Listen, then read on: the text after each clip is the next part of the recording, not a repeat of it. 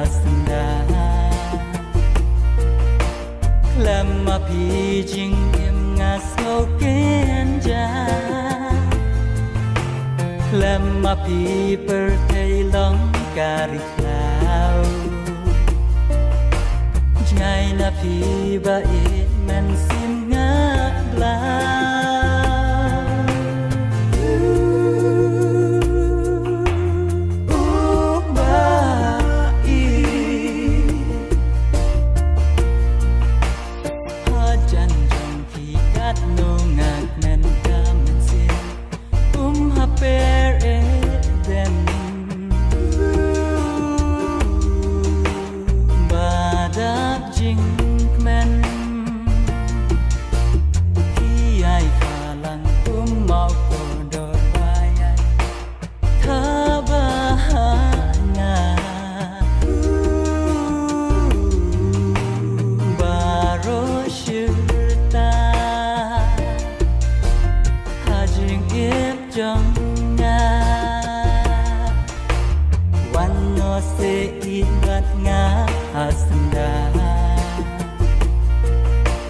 Lama pijing em ngaso kenja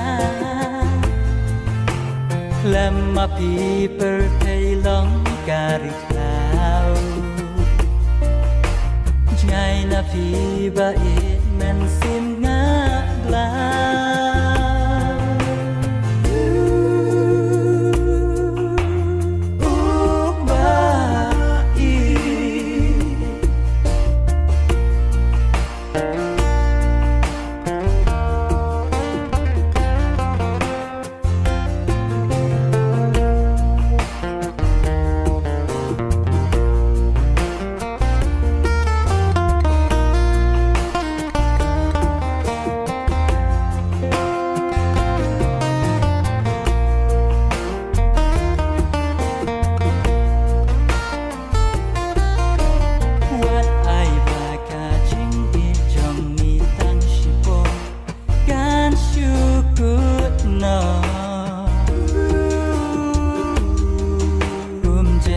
Lang basno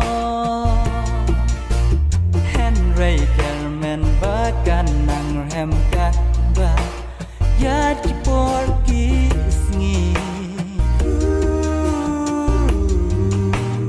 Hajing in jongi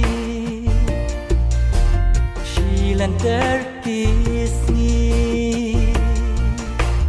Wano se ibat nga asanda Lama pijing em ngaso kenja Lama pi perthei long kariklau Jai na pi ba it men sim nga blau